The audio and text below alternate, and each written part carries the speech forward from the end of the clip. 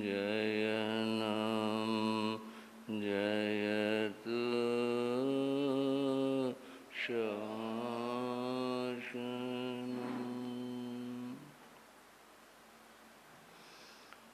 शासनपति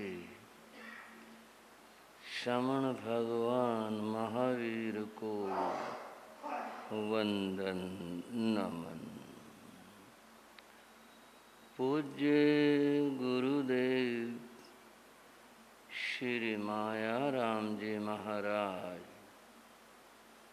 पूज्य गुरुदेव श्री योगी राज जी महाराज,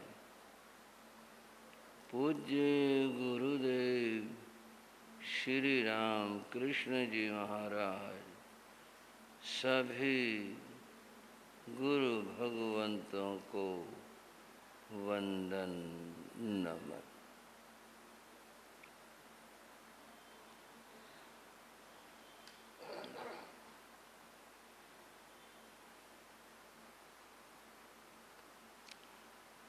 श्रद्धाशील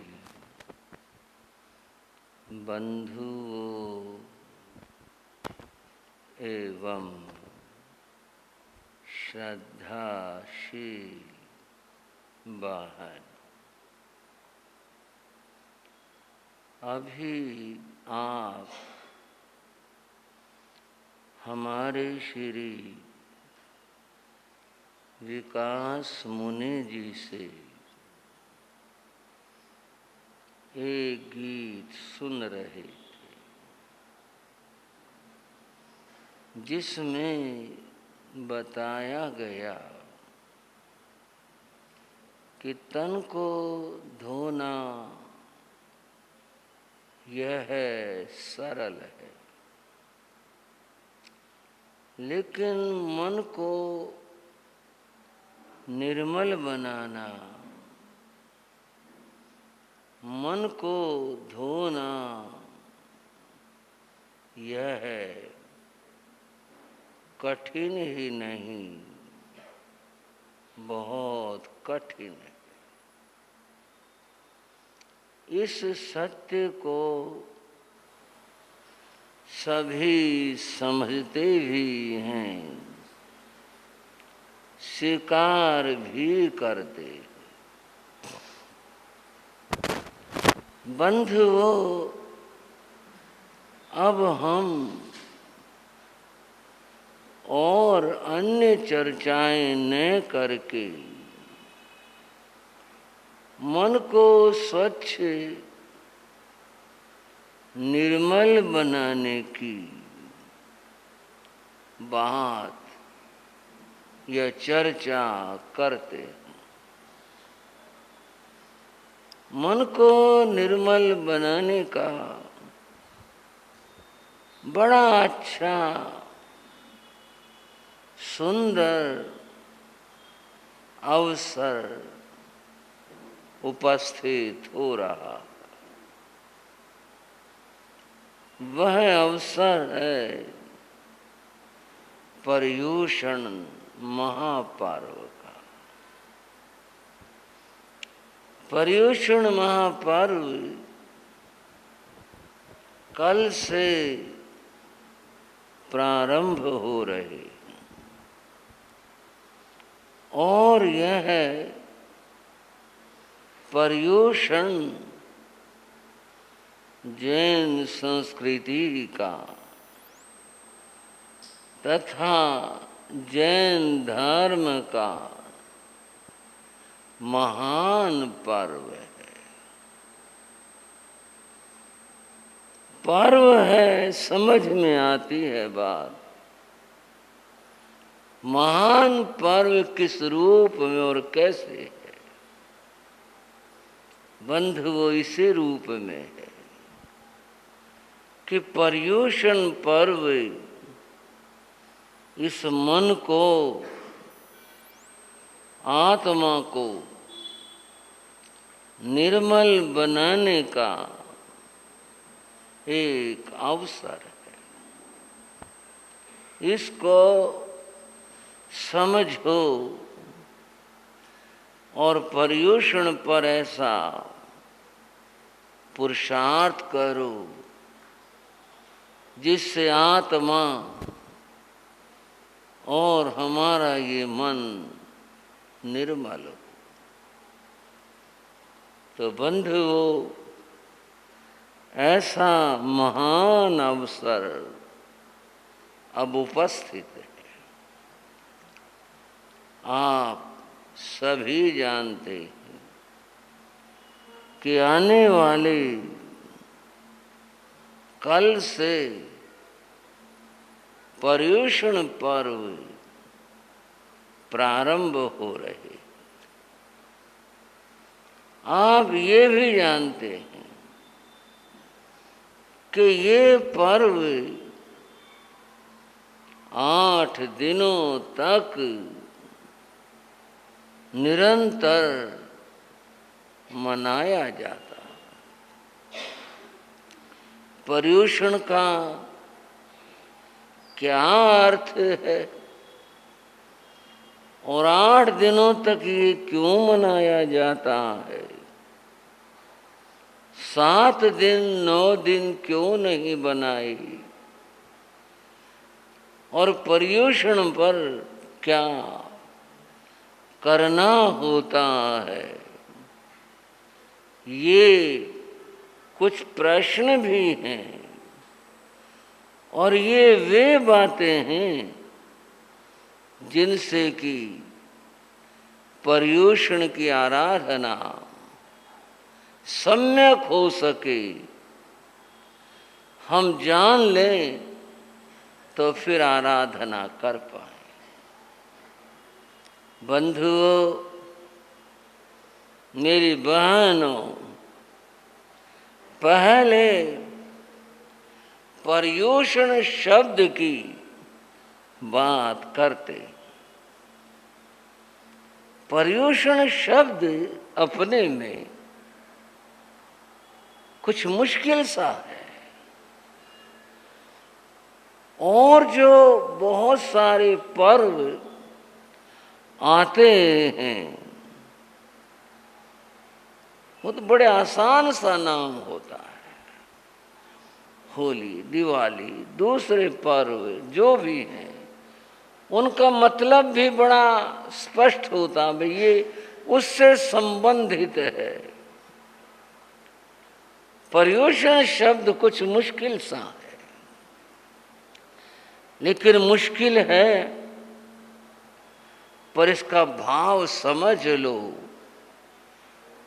तो फिर लगेगा पर्युषण का संदेश तो बड़ा महत्वपूर्ण है। पर्युषण शब्द संस्कृत भाषा का है।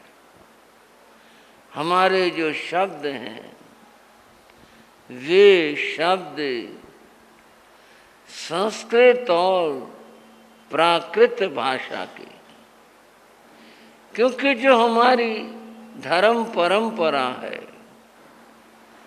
वो इन भाषाओं से जुड़ी है और ये वर्तमान में जो भाषाएं हिंदी और अन्य भाषाएं हैं प्रचलित हैं, ये आज के युग की हैं। पहले इन्हीं 2 भाषाओं का अधिक प्रचार था। और भी भाषाएं थी, पाली भी थी, उसमें और भाषाएं भी थी।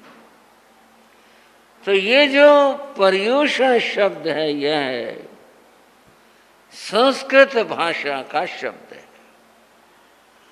और इसकी व्याख्या इस तरह से की गई, परिसमन्तात। पर्युषण में पहले जो कहा वह शब्द है परि, समन्तात चारों ओर से। समझने का थोड़ा प्रयास रहे तो बात समझ में आएगी। चारों ओर से। दूसरा इसका अर्थ होता है अच्छी तरह से। एक काम तो चलो ऐसे कर लिया, एक होता बहुत ध्यान से बहुत अच्छे से उसको करना। तो यहां दोनों ही अर्थ हैं, चारों ओर से और अच्छी तरह से। क्या करना, क्या बात क्या है? परे समन्तात ओषते दहाते समूलम कर्मजालम यत तत् पर्यूषणम। लंबा सा हो गया, समझते हैं इस बात को अच्छी तरह से चारों ओर से, जिसमें कर्मों के समूह का, भाइयों श्रावकों, कर्मों के समूह का अथवा कर्म जाल का, जाली तो बुन रखा कर्मों ने, जैसे मकड़ी जाला बुनती है और उसमें फंसती है। ये कर्मों का जाला हमने ही बुना है और हम ही फंसे, हमारी आत्मा फंसी है। समूल कर्म जालम, जो इस कर्म जाल को अच्छी तरह से ओषति, इसका अर्थ होता है दहते अर्थात जलाता है। ओषति का अर्थ होता है जलाना। क्या अर्थ बताया श्राव को? जलाना।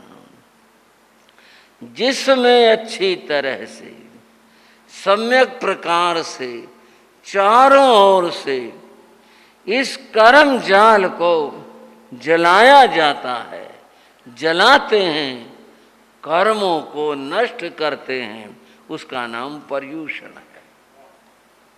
समझ आई भाइयों बात? पर्यूषण के माने ये है कर्म जाल को सम्यक प्रकार से अच्छी तरह से नष्ट करना, ये पर्यूषण।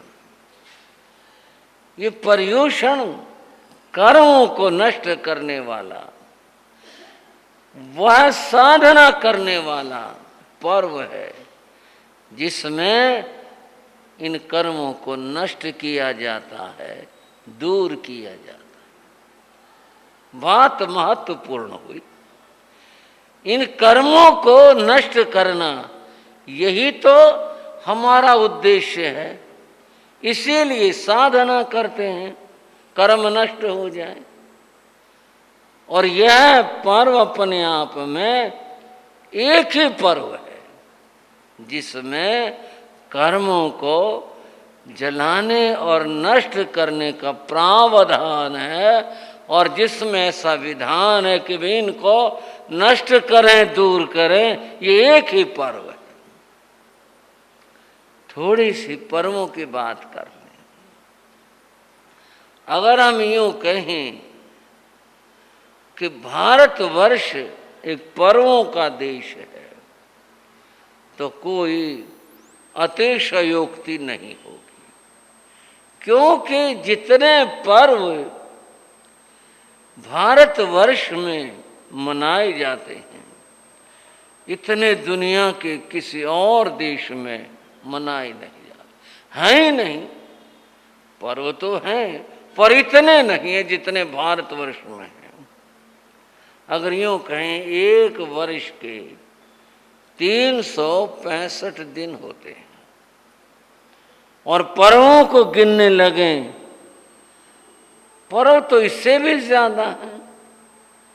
एक दिन में कई भाई, ये इस दिन में इस पर्व को मनाते हैं, ये इस दिन में इस पर्व दूसरे को मनाते हैं। इस तरह से एक दिन में ही कई पर्व अलग अलग परंपराओं और धर्मों के लोग मनाते हैं। तो पर्वों की संख्या तो यहाँ वर्ष के दिनों से भी ज्यादा है। इतने अधिक पर्व इस देश में मनाए जाते हैं, और वो पर्व सारे अलग अलग तरह के होते हैं। अगर हम पर्वों को दो भागों में बांटें तो समझना कुछ आसान होगा। दो तरह के पर्व होते हैं, एक होते हैं लौकिक पर्व और एक होते हैं लोकोत्तर पर्व। लौकिक पर्व तो वो हैं जो खाने पीने के, मौज मस्ती के, घूमने फिरने के और ओढ़ने पहनने के आदि आदि, जिसमें संसार संबंधी इच्छाओं को पूरा किया जाता है, वो पर्व है। अब वो किस तरह से चले, किस नाम से चले, क्यों कर चले, है बड़ा विचित्र, परंतु बहुत पर्व हैं जो खाने पीने के पर्व हैं। एक बात याद आ गई, सुनाया करते गुरु महाराज योगी राज, खाने पीने की बात है। और आज तो वैसे भी धारणा का दिन है, खाने पीने वाला मामा बोले प्रधान जी कर रखिए फिर तैयारी कुछ, हम भी आए पात्रे उठा करके, अब बिल्कुल नहीं आने के।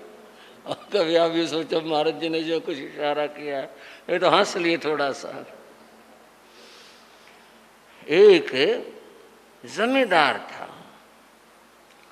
उसकी पत्नी को कुछ खाने का ज्यादा शौक था, वो कुछ न कुछ बनाती रहती खाने की चीजें। थोड़ा अकेले खाने का भी था, पति चला जाता खेत में और पीछे से वो कभी पूड़ी उतार लेती, कभी गुलगुले उतार। पुरानी बात है, आज का जमाना तो कुछ और तरह का है, ये पुरानी चीजें कभी कुछ बना लेती, कभी कुछ बना लेती और खाती। एक दिन उसने लड्डू बनाए, लड्डू भी बहुत तरह के बनते हैं, कोई बनाए कोई बढ़िया लड्डू बनाए, और उसने वो बनाकर तैयार करके बर्तन में रखे हुए थे, इसलिए भाई खाऊंगी इनको। वो उस दिन क्या हुआ, उस जमींदार का काम खत्म हो गया या क्या बात हुई, वो घर पर जल्दी आ गया। जल्दी आया, खुशबू आई, बड़ी खुशबू आई।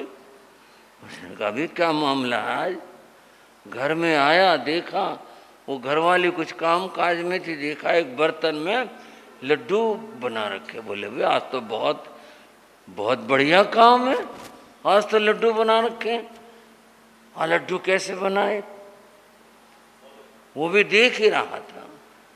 घरवाले आ गए, आते ही उसने कहा भाई पता चली गया, कहले इनको हाथ मत लगा देना। बोले क्यों, और क्या करेंगे इनका। बोले ये तो व्रत के लड्डू हैं, ये तो व्रत के लड्डू हैं। बोले आज कौन सा व्रत आ गया। बोले आज जो है लुढ़क चौथ है। उसने ये नाम पहली बार सुना। बोले और तो बहुत सारी चौथ सुनी, ये क्या होता लुढ़क चौथ, ये क्या चीज है। बोले तेरे को पता कुछ है नहीं, औरतों के मामले में दखल नहीं दिया करते।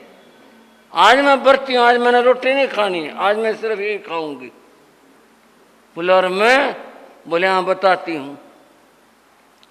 बोले आज का ये नियम होता है, स्त्री जो है वो व्रत रखती है, मैंने व्रत रख रखा है, और उसमें लड्डू खाने हैं। जो लुढ़क चौथ है, ये जो अपना छप्पर है ना, अब मैं ये लड्डू उठा के इसके ऊपर फेंकूंगी, जो लुढ़क करके नीचे आ जाएगा वो मेरा, यानी व्रत करने वाले का, और जो ऊपर अटक जाएगा वो पति का। बोले अच्छा ये तो बड़ा व्रत बताया तूने। बोले हाँ यही नियम है इसका, अब जो है मैं इसको करूंगी।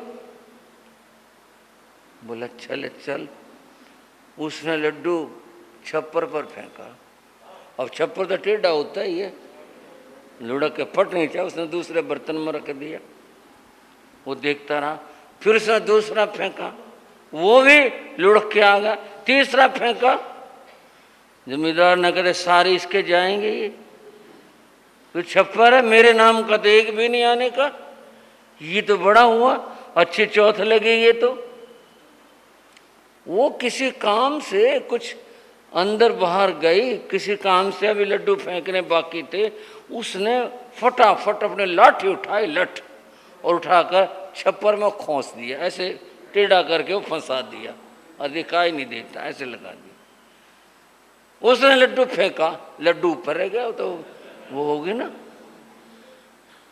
ऊपर रह गया। वो देखे क्या बात है, आया नहीं, वो चुप रहा। बोले तो नहीं तो बताया था कि वे अटक जाएगा, जो है वो ऊपर रह जाएगा मेरे नाम का, एक आधा तो मेरे नाम का भी होने दे। बोले हाँ चलो कोई बात नहीं। फिर फेंका, फिर ऊपर अटक गया, फिर फेंका, फिर अटक गया। वो लगी देखने ऐसे करके, क्या बात हुई? बोले व्रत तो रख लिया, पता तुझे कुछ है नहीं। बोले क्यों? बोले अटक पंचमी लग गई, अब चौथ तो जा ली।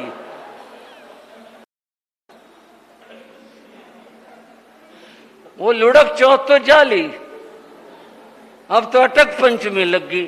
अब तो तू फेंक चाहे ना फेंक, ये सारे मेरे हैं जितने भी हैं। तेरे तो जो 2-4 पहले आली वो तेरे नाम के, ये सारे मेरे, इधर रख दे, चाहे सारे फेंक ले, सारे ऊपर अटकेंगे, क्योंकि अटक पंचमी लग गई। अब तो सारे ऊपर अटकने, नीचे एक भी नहीं आने का, चौथ तो गई तेरी। बात ये थी सिर्फ, जो मैं कह रहा था कि तरह तरह के पर्व हैं, वो खाने पीने के भी तरीके हैं, अलग अलग तरह की चीजों के। पर्यूषण ऐसा नहीं है, पर्यूषण में कुछ ऐसा नहीं है। हालांकि धारणा पारना के बारे में लोग कहते थे यही है, भाई पहले दिन जो है वो व्रत करने से पहले खूब अच्छा सा कुछ बना करके धारणा करते हैं, और जब पारना होता तब भी बहुत अच्छा सा कुछ बनाकर पारना करते हैं। है ऐसा, मनुष्य दुर्बलता तो है, लेकिन पर्व में ऐसा है नहीं विधान कोई। पर्यूषण की तो व्याख्या यही है, जिसमें कर्म जाल को नष्ट किया जाए, वह जलाया जाए, वह पर्यूषण है। तो बंधुओं, पर्यूषण पर्व यह है। इसमें तो कर्म जाल को समूल नष्ट किया जाता है। लौकिक और लोकोत्तर पर्व आप प्रतिवर्ष सुनते हो इस बात को, मैं भी दोहरा लूं, बात यही है। लौकिक पर्व जो संसार में हो, संसार के अंदर खाने का, पीने का, पहनने का आदि आदि ये सब बातें जहां हैं, वे लौकिक पर्व हैं।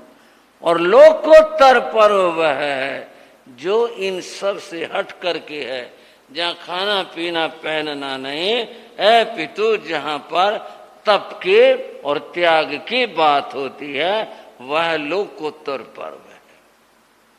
पर्यूषण लोकोत्तर पर्व है। इसमें इन सब का अर्थ नहीं, इसमें तो कौन कितना तप करता है इस बात का महत्व है। आपसे भी पूछ लूं, कल से पर्यूषण शुरू हो रहे हैं, आपने अपना मन क्या बनाया है?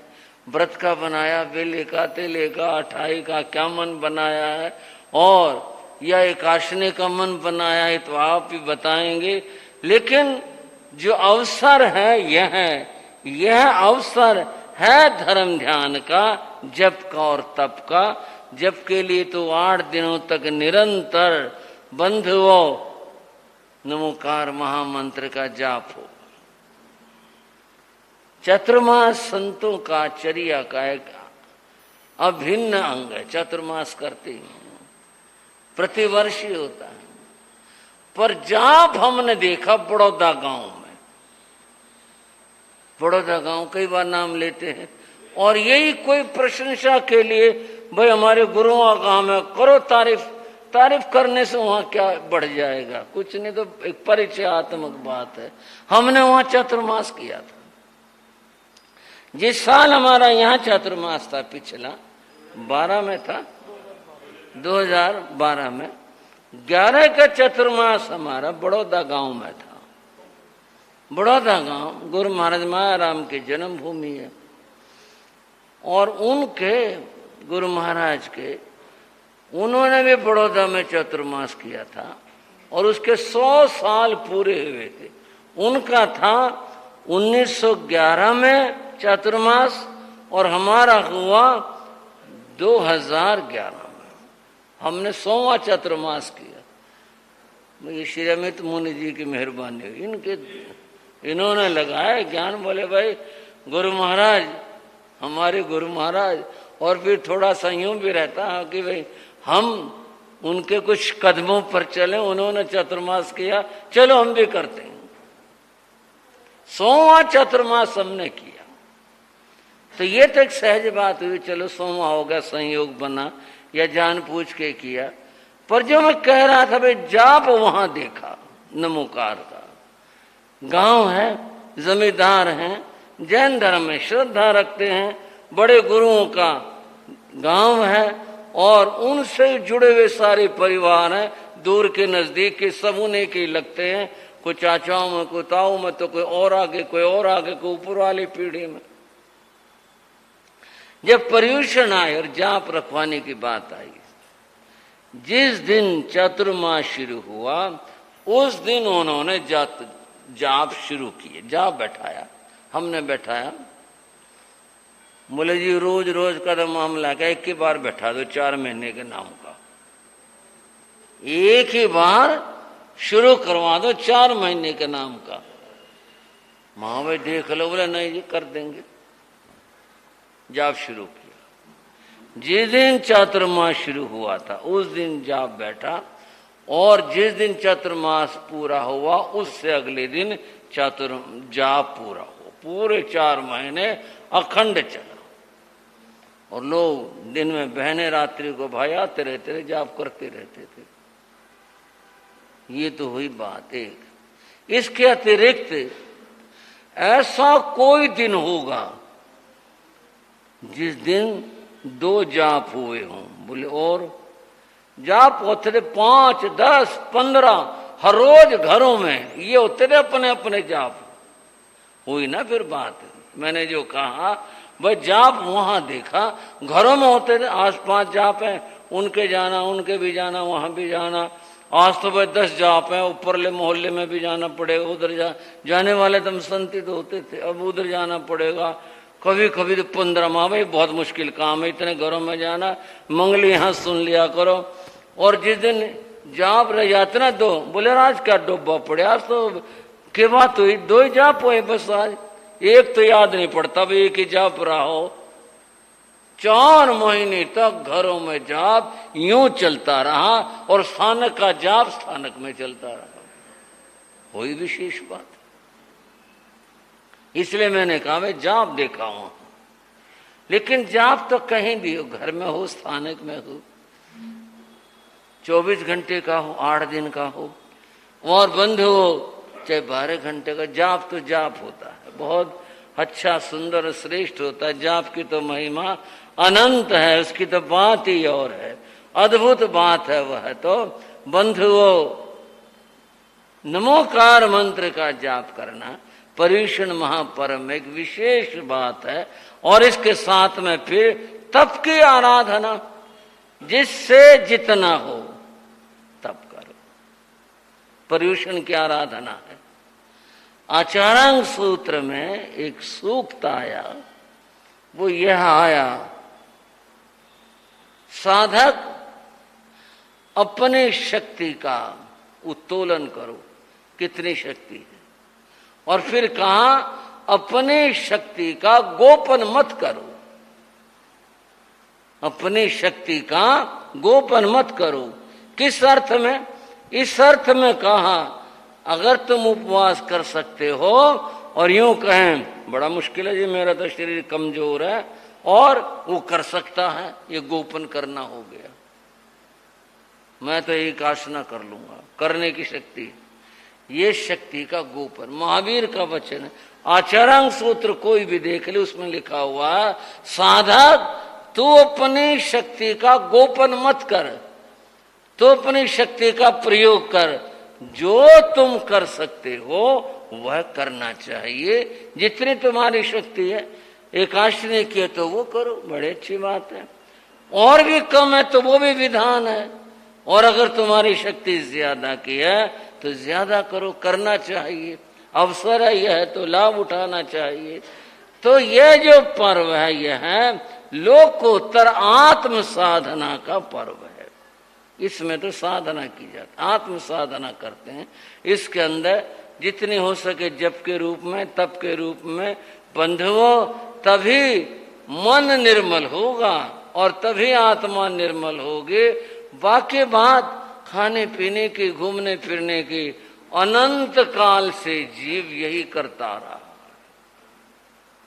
पता नहीं कितना कितना क्या कुछ किया है, इसी में अनंत काल व्यतीत कर दिया।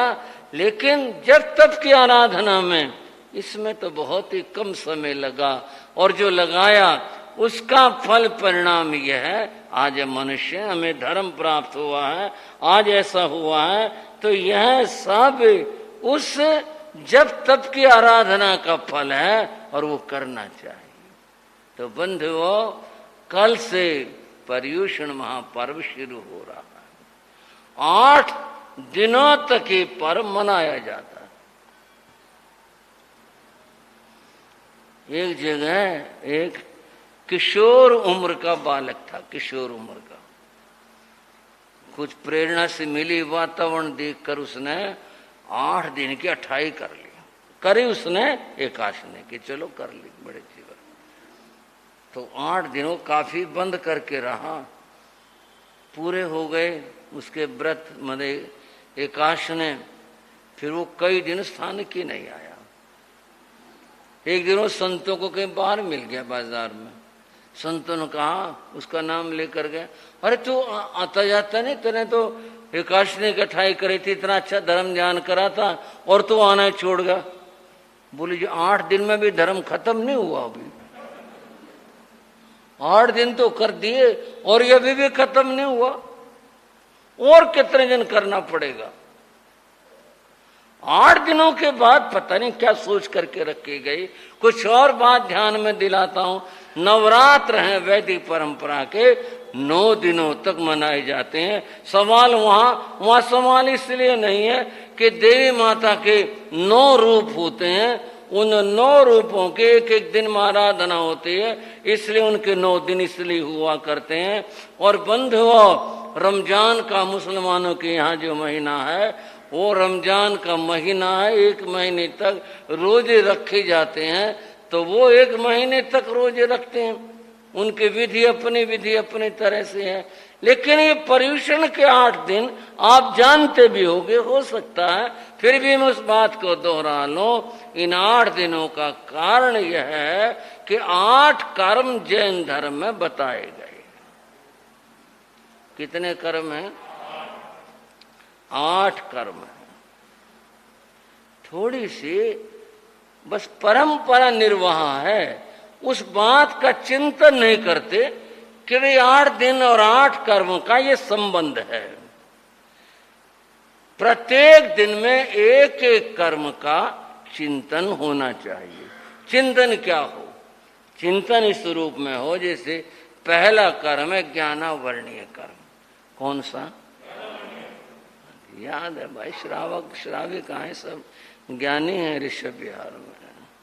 ज्ञानावर्णीय कर्म, इस कर्म के कारण से हमारी केवल ज्ञान जैसी जो महानतम उपलब्धि है आत्मा के अंदर, वो ढकी रहती है। इसकी वजह से है। इस कर्म की निर्जना के हेतु पहले दिन चिंतन होना चाहिए। क्या चिंतन हो? कि मेरी आत्मा ज्ञान गुण संपन्न है और उसमें अनंत ज्ञान है मेरी आत्मा के अंदर, लेकिन इस कर्म के कारण से ये ढकी हुई है। तो इतना होने से क्या हो जाएगा? इतना तो कह लेंगे, लिख लेंगे, दोहरा लेंगे, पढ़ लेंगे, इतने से क्या होगा? बात समझो। ज्ञानावर्णीय कर्म के क्षय के जो उपाय बताए गए हैं, उन उपायों को करना है। उन उपायों में स्वाध्याय भी एक है कि स्वाध्याय करें।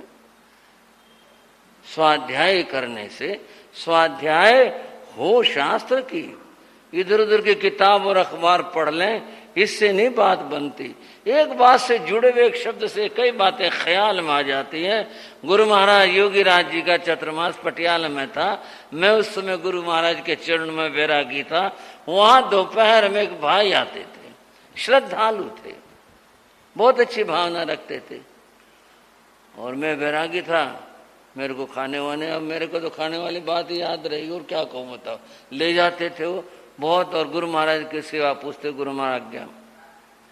वो दोपहर में आते थे 2 बजे, 2 बजे से 4 बजे उनका समय था। उस समय उर्दू का अखबार बहुत चलता था, और उर्दू का अखबार होता था प्रताप, वो बहुत चलता था।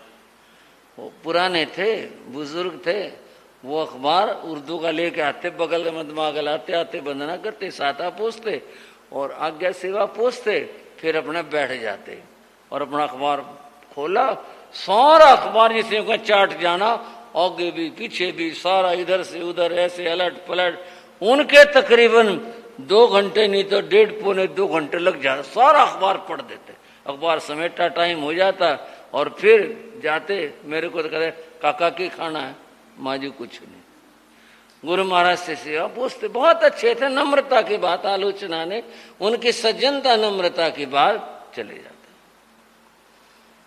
एक दिन गुरु महाराज ने उनको रोक लिया, नाम लेके बोले जरा ठहरना। बोले हाँ गुरु महाराज आज्ञा कृपा करो। बोले आप आते तो हो ही 2 घंटे लगाते हो, आप सामायिक करके बैठ जाया करो। सामायिक करके बैठ जाऊंगा मैं तो, जी बैठना मेरे पास तो टाइम होता है, बैठ जाऊंगा। बोले हाँ, ऐसे खाली बैठने की बजाय सामायिक करके बैठ जाया करो। बोले हाँ जी। उन्होंने आसन वगैरह की व्यवस्था की, गुरु महाराज का हुक्म माना, अगले दिन से सामायिक करने बैठ गए। सामायिक करी, 2 सामायिक आई उनकी। गुरु महाराज देखते रहे। सामायिक उन्होंने कुछ तो फेरी माला, बाकी अखबार पढ़ा, लेकर आते तो सारा पढ़ा। गुरु महाराज ने कहा कोई बात नहीं। 2-4 दिन के बाद बोले गुरु महाराज, उनका नाम लेके बोले अखबार तो आप घर भी पढ़ लो, दुकान में पढ़ लो, इस टाइम में आप कोई धर्म की किताब पढ़ लिया करो ना। बोले जी धर्म की किताब क्या पढ़े, मेरे पास तो कोई किताब नहीं। गुरु महाराज बोले कोई बात नहीं, किताब मैं दे देता हूं, और तुम्हारे तो लाइब्रेरी है, अपने पसंद की ले आओ कोई। बोले अच्छा जी मैं देखता हूं। वो जी ले आए। श्रद्धेय श्री चौथमल जी महाराज के प्रवचनों की किताबें अभी भी मिलती हैं, तब भी थी, होती थी लाइब्रेरी में। वो ले आए, अल्टी पल्टी देखी, कुछ थोड़ा अच्छा सा लगा, वो पढ़ने लग गए। अखबार थोड़ा देखा, बाकी किताब पढ़ी, फिर थोड़ा रस आया, अखबार रख देते, किताब पढ़ते। गुरु महाराज ने कहा सही लाइन बन गई, सामायिक होने लग गए और स्वाध्याय होने लग गई। अब स्वाध्याय की बात बता रहा हूं आपको। कुछ दिनों के बाद गुरु महाराज ने कहा आप शास्त्र और पढ़ा करो। बोले जी मेरे को तो संस्कृत नहीं आती। बोले संस्कृत में तो है प्राग। बोले वो एक ही बात है, मेरे को तो आती नहीं। बोले हिंदी पढ़ लिया करो, हिंदी भी लिखी रहती है, हिंदी पढ़ लिया करो। बोले जी बहुत गूढ़ होते हैं, ऐसा बताते हैं। बोले पढ़ के देखो, बाकी मैं बैठा हूं, समझ नहीं आए तो मेरे से पूछ लेना। बड़ी कृपा हो गई आपकी। वो जी शास्त्र ले आए नीचे लाइब्रेरी से, वो पढ़ना शुरू किया। उस आदमी ने बंधुओं गुरु महाराज की प्रेरणा के बाद में 30 शास्त्र पढ़े। बोले हुई ना स्वाध्याय, और ज्ञानावर्णीय कर्म का हुआ ना अक्षय। फिर तो 30 शास्त्र तो पढ़े। चतुर्मास हमारा संपन्न हो गया था, गुरु महाराज का बिहार कर दिया। आते जाते रहे वो। गुरु महाराज पूछते रहते आजकल कौन सा शास्त्र चल रहा है, वो बताते जी ये चल रहा, आगे गुरु महाराज क्या पढ़ना, गुरु महाराज बता देते आगे यह पढ़ो। फिर तो बार बार रिवाइज भी करने लगे वो, उससे फिर से दोहराने लगे। शास्त्र पढ़ने से उन्हें ऐसी प्रेरणा मिली, उन्होंने पहले एकाशन तप शुरू कर लिया। बोले जिंदगी में कुछ तो करो। फिर उन्होंने व्रत शुरू कर लिए, मन बन गया। और एकांतर, एक दिन पारना और एक दिन व्रत, एक दिन पारना, एक दिन। बहुत सालों तक उन्होंने एकांतर तप किया। अब हुआ ना जिंदगी का परिवर्तन। बात कहाँ थी? प्रताप अखबार के, और उसमें 2 घंटे लगाया करते, और वो व्यक्ति कहां से कहां पहुंच गया। पहले कर्म की बात थी ज्ञानावर्णीय की। ज्ञानावर्णीय कर्म का क्षय कैसे हो। पर्युषण का पहला दिन उस कर्म के बारे में बताता है कि ज्ञानावर्णीय कर्म का क्षय कैसे होगा। स्वाध्याय करो ऐसे होगा, स्वाध्याय करने का अभ्यास करो ऐसे होगा। और क्या, वाचना, पृच्छना, परिवर्तना, ये जितने भी भेद हैं ये सब नहीं समझ आता, गुरुओं से पूछो और तरह से उसका जानकारी करो, ज्ञानावर्णीय कर्म का क्षय होगा। और भी कहा, ज्ञानियों की प्रशंसा करो, गुणगान करो ज्ञानियों का, ज्ञानियों की कभी निंदा मत करो। कर्म बनते हैं, ज्ञानावर्णीय कर्म बनता है। स्वाध्याय करो और उस ज्ञान को दोहराओ। इन प्रक्रियाओं से ज्ञानावर्णीय कर्म का क्षय होता है। पर्युषण का पहला दिन, आज मैं आपको यही रहस्य बता रहा हूं कि पर्युषण हम बिता देते हैं, मना लेते हैं, जाप भी करते हैं, व्रत भी करते हैं, तब भी करते हैं, पर ये 8 दिन के बाद समझ लो पहला दिन हमारा पर्युषण का ज्ञानावर्णीय जो कर्म है उसकी निर्जरा के लिए है। हम उस पहले दिन में अधिक से अधिक ऐसा प्रयास करें जिससे ज्ञानावर्णीय कर्म का क्षय हो। समझ आ गई बात। अब ये एक बात बता दी तो 8 बात हम समझ सकते हैं। इसी तरह दर्शनावर्णीय है, इसके साथ और भी बात है। एक तप होता है अष्ट कर्म सूद तप, उसका नाम है अष्ट कर्म सूदन तप, यानी 8 कर्मों को नष्ट करने वाला तप। उसमें तप भी करते हैं और जप भी करते हैं। तो जैसे पहले इसकी ज्ञानावर्णीय की बात हुई, उसमें जप भी बताए गए। और कैसे जप बताए गए? ओम ह्रीं नमो नारायण, मैं ज्ञान को नमस्कार करता हूं। ज्ञान को नमस्कार करोगे, भावना बने ज्ञान के प्रति, श्रद्धा बने ज्ञान के प्रति। हम नमस्कार करके भावना करते हैं हमारे जीवन में ज्ञान आ जाए। ये भावना बड़ी उत्तम चीज होती है, बड़ी महान चीज होती है। उसका जाप कर सकते हैं, उसके मालाएं हैं, उसके मालाएं 12 भी हैं, उसके माला 51 भी हैं। आप कितने कर सकते? 8 दिन आपने अपने स्वर्ण दिन बनाने हैं, अर्थात जब भी करना तब भी करना है। पहले एक दिन की बात मैंने बताई, उस कर्म को नष्ट करने वाले जो मंत्र हैं, अर्थात वो मंत्र कोई जादू मंत्र की बात नहीं है, उनमें तो सिर्फ भावना की बात है। मैं ज्ञान और ज्ञानियों को नमस्कार करता हूं, ये भावना की गई। भावना बड़ी उत्तम है। ऐसी भावना करने से ज्ञानावर्णीय कर्म का क्षय हुआ करता है। बंधुओं, ऐसे 8 दिन बिताने हैं, शक्ति के अनुसार तप करना है, जप करना है। और प्रश्न था वे 8 दिन क्यों बनाए गए, 9 और 7 क्यों नहीं रख लिए? वो इसलिए 8 कर्मों की निर्जरा करने के लिए 8 दिनों का विधान है। समझ आ गई भाइयों बात? ये इसलिए 8 दिन का मामला है। कुछ और बातें भी इसके साथ में। 8 दिन की जैसे बात बताई, 8 कर्मों की बात बताई, और इसी क्रम में फिर हम अंधकृत दशांग सूत्र की बात करते हैं। वो भी हमारा 8वां अंग सूत्र, उसका नंबर भी 8वां है। और उसके 8 ये वर्ग यानी अध्याय है, वो भी 8 ही है। कोई मामला है जरूर यहाँ पर, वो भी इतने ही है। तो इसके स्वाध्याय करें, इसीलिए अंतकृत दशांग सूत्र की वाचना होती है, उसको सुना जाता है, सुनाया जाता है। इसीलिए सुनते सुनाते हैं हमारे कर्मों की निर्जरा हो। तो यह पर्युषण कर्म निर्जरा का एक बड़ा सुंदर अवसर है और महान अवसर है। इसका हमने लाभ उठाना है, साधना करनी है, अधिक से अधिक हमने कुछ करना है, तब ये पर्युषण की बात होगी। और बंधुओं, ये तो मैं पहले ही बता चुका, इसमें सांसारिक बात तो कुछ होती नहीं, वही सहज सब कुछ है, सरल है, सहज है। पर यह है कुछ किया जाए। जो सामायिक नहीं करते हैं, थोड़ी आप श्रावकों से, श्राविका बहनों से बात कर रहा हूं, जो नहीं करते हैं उन्हें कम से कम इससे भी कम क्या कहें, 8 दिन तो सामायिक करनी चाहिए। जैसे प्रवचन की बेला है, प्रवचन तो आप आते हो, बड़ी श्रद्धा लेकर आते हो, अगर आप सामायिक कर लो तो और भी अच्छा रहे, सुंदर रहे। अगर किसी को इस बात में असुविधा होती है, वो कपड़े उस तरह का करना, तो आप संवर भी कर सकते हैं। सामायिक की तरह से संवर भी होता है। संवर में मुख वस्त्रिका तो धारण करते हैं, कपड़े सांसारिक वाले यही रख सकते हैं। संवर का पचखान गुरु से ले सकते हैं, खुद भी पढ़ सकते हैं।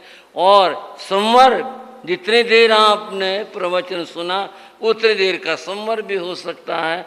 जो यानी कुछ न कुछ करना चाहिए, तभी यह समय सफल और सार्थक हो पाएगा। तो 8 दिन कम से कम सामायिक जरूर करें। जाप में जरूर भाव रखेंगे, नहीं जिनके नाम लिखे हैं वो ही जाप में आएंगे। नहीं अपने अगर आपने नाम लिखा तो बहुत ही अच्छी बात, और अगर नाम नहीं लिखा तो वैसे करके जाओ। भाई आपको जब समय मिलता है, सुबह में शाम में, जब भी आप उस समय में वो करें। और भी कुछ बात है वो भी कर लो भाइयों, करें थोड़ी सी। 8 दिनों तक शुद्ध जीवन रखना होता है, पवित्र जीवन। ब्रह्मचर्य की साधना यह इन 8 दिनों के अंदर रखनी होती है। पर्युषण की साधना तभी हो पाएगी। और रात्रि भोजन का त्याग करो। वैसे तो ये हमेशा के लिए कहते हैं, फिर कहा भाई चतुर्मास भर के लिए कहा, फिर हमने भादवे के लिए कहा भी भादवे बाद, और वो भी किसने किया किसने नहीं किया। अब 8 दिन से ज्यादा तो कम और क्या करेंगे, 8 दिन तो कम से कम दिन से भोजन करना चाहिए। किन्हीं को कठिनाई भी होती होगी, फैक्ट्री की दुकान की दूर जाने की करने की, 8 दिन का प्रबंध कर लो। क्या बात होगी अगर आप, मैं अब ऐसे उपदेश तो नहीं दे सकता गृहस्थों के, केवल निर्वध्य रूप से ही कह सकता हूँ, वे खाना तो बनता ही है, आप अपना खाना साथ ले जा सकते हैं। 8 दिन आप यूँ सोच लो भाई चलो हमने सुबह वाला खाना खा लिया। वैसे भी तो कितने बार मौके आ जाते हैं गृहस्थ में, कितने बार सुबह का खाना शाम को प्रयोग में आता है। इन 8 दिनों में दिन से खाने का भाव बना करके अगर आप चलो, अगर आपको मुश्किल होती है लेकिन दिन से खाना है तो आप ऐसा भी कर सकते हैं। यानी भाव बनाओ, बस दिन से भोजन करेंगे, ये भाव होना चाहिए।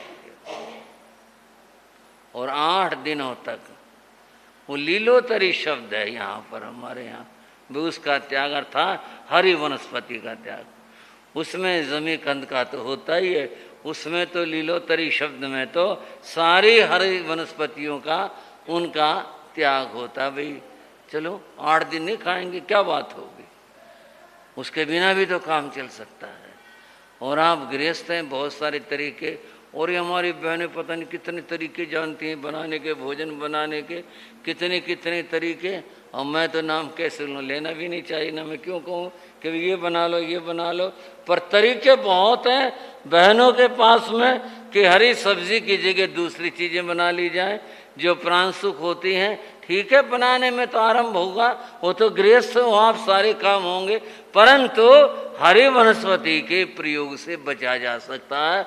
इन 8 दिनों के अंदर करने के लिए बहुत सारी चीजें हैं और न करने के लिए बहुत सारे बहाने हैं। कैसी रही बात, न करने के बहुत सारे बहाने हैं और जिसने करना है उनके तरीके बहुत है। भाई ये नहीं हो पा रहा तो ऐसे कर लें, ये नहीं तो ऐसे कर लें, कुछ न कुछ कर लें अवश्य। बंधुओं, आज की बात मैंने केवल पर्युषण की पूर्व वेला में आपको यही समझानी चाहिए कि आए साल पर्युषण मनाते हैं, आपने सब उत्तम मनाया, बहुत अच्छा मनाया, उसके लिए आशीर्वाद। ये पर्युषण आप थोड़ा सा इन बातों को ख्याल में रखते हुए मना लें कि जब का लाभ लें तब का भी लाभ लें और विवेकशील बन कर के रहें। इस तरह से आराधना करें और इस तरह आराधना करेंगे, पर्युषण मनाना हमारा सार्थक होगा, सफल होगा। और बंधुओं, 8 की बात में एक बात फिर रह जाती है, और वो क्या, 8 दिन हो गए, 8 कर्म की बात हो गई। ये सारी बातें 8 से जुड़ी हुई हैं। अंतकृत दशांक 8वां नंबर और 8 उसके अध्याय अर्थात वर्ग, ये सब बात होगी।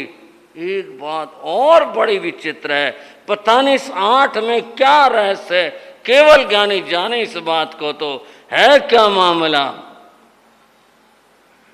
आत्मा के प्रदेश असंख्यात होते हैं। आत्मा असंख्यात प्रदेशी है और प्रदेश ऐसे हैं जैसे कि माला के मोती। माला 108 दानों की होती है, तो यूँ कहते हैं 108 दानों की माला होती है। आत्मा के एक एक प्रदेश एक दूसरे से माला के मोती की तरह से गुंथे और जुड़े होते हैं और ये असंख्यात होते हैं, इनकी गणना ही नहीं होती। और इन सब के ऊपर कर्म लगे हुए, कर्मों ने ढांका हुआ है। बताना ये चाहूंगा, 8 प्रदेशों का नाम रुचक प्रदेश है। वो 7 और 9 नहीं बताई, 8 बताई।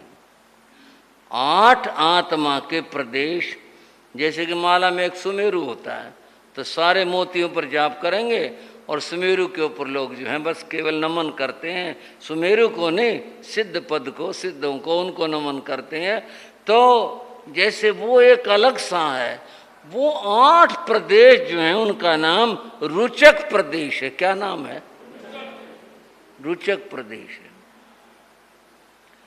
8 जो रुचक प्रदेश हैं उनके ऊपर कर्म आवरण नहीं आता। सारे जितने भी आत्म प्रदेश हैं सब पर कर्म आवरण, चाहे आप उसे धूल की तरह मान लो, चाहे मैल की तरह मान लो, चाहे कैसे मानो, चाहे सूर्य पर बादल जैसे मान लो, सबके ऊपर कर्म आवरण आता है। 8 रुचक प्रदेशों पर कर्म आवरण नहीं आता। अब ये क्यों नहीं आता, इसका जवाब मैं नहीं दे सकता। इसका जवाब तो जो ज्ञानियों ने बताया वो ये ऐसा नित्य है, सही है, नित्य है, ये हमेशा से ऐसा है। 8 रुचक प्रदेशों के ऊपर कर्म आवरण नहीं आता, 8 है वो। और वो 8 रुचक प्रदेश शरीर में कहाँ रहते हैं? वो नाभि में रहते हैं, नाभि में रहते हैं। कि सारा जितना, अब थोड़ा सा मैं सस्ती सी भाषा का प्रयोग कर रहा हूँ, सारा मसला, सारा झगड़ा वो यहाँ से ही है। ये योगा वाले भी कहेंगे कि सांस ऐसे लो जो नाभि में कुछ प्रक्रिया हो, कभी कहेंगे सांस खींचो ये नाभि अंदर जानी चाहिए, अब यूँ होना चाहिए। ध्यान करने वाले कहेंगे ध्यान नाभि क्यों। सारा मामला यही है। आप बता दो, आप बताओ मैं जो कह रहा हूँ ठीक है या नहीं है। सारी बात यहाँ से जोड़ कर कहेंगे। और प्राण भी यहीं अटके होते हैं, अगर यहाँ चोट लग जाए आदमी मर जाता है। हालांकि और भी कोमल प्रदेश है, पर नाभि का सर्वाधिक मामला है कि यहाँ ही ध्यान करो, इसी को छेड़छाड़ करो, श्वास के चोट भी इसी पर करो, इसी को अंदर बाहर करो। मतलब क्या? इसका मतलब यह है रुचक प्रदेशों में हलचल होनी चाहिए। हलचल अगर रुचक प्रदेशों में होती है तो एक शब्द आया शास्त्र में, निच्चुक घाड़ियों, ये सदा अनुद्घाटित रहते हैं, ढके नहीं होते, सदा उद्घाटित होते हैं। और जब आत्मा कर्म निर्जरा हेतु सद पुरुषार्थ करती है तो रुचक प्रदेशों से शुरू होता है, यहां से होता है। और ये बढ़ते बढ़ते सारे प्रदेश निर्मल हो जाते हैं, सारे के इसी इन्हीं रुचक प्रदेशों। मामला यहां से शुरू होगा, रुचक प्रदेशों से शुरू होगा। यहां से जब होगा तो ये फैलते फैलते सारे प्रदेश निर्मल हो जाते हैं। केवल ज्ञान की दशा तब आती है। तो ये सारी बात ध्यान भी यहाँ करो, इसी का ही सारा मामला है। नाभि का मामला नहीं, रुचक प्रदेशों का मामला है। ये इतने महत्वपूर्ण होते हैं और ये भी 8 ही होते हैं। असंख्यात में से केवल 8 प्रदेश रुचक प्रदेश हैं जो कि अनावृत होते हैं, ढके हुए नहीं होते। इनके ऊपर ध्यान करने से इनके अंदर एक्टिविटी, गतिविधि आती है, हलचल होती है। इनकी हलचल सारे शरीर को प्रभावित करती है। बंधुओं, अब मैं अपने बात को समेटने की ओर आऊंगा। बताना चाहूंगा कल से क्या शुरू है। कल क्या है? कल क्या है? कल क्या है? कल पर्युषण है। कल से पर्युषण महापर्व प्रारंभ होगा। जिस भाई बहन से जो भी शक्ति है, अपने शक्ति का उत्तोलन करते हुए, शक्ति को न छिपाते हुए तप की आराधना करो, जप की आराधना करो, सामायिक करो। और जो सुझाव मैंने दिए हैं आपको, दिन से भोजन करो और लीलोतरी का विवेक रखो। इसी प्रकार से और जो श्रावकाचार की बातें हैं उनका पालन करो। ऐसे यह पर्युषण मनाओ। पर्युषण आप सबके लिए कल्याणकारी हो। इसी के साथ आज की बात और चर्चा को विराम। मिलकर बोलेंगे, बरत मंगल चार प्रभु के जय बोलो। बरत मंगला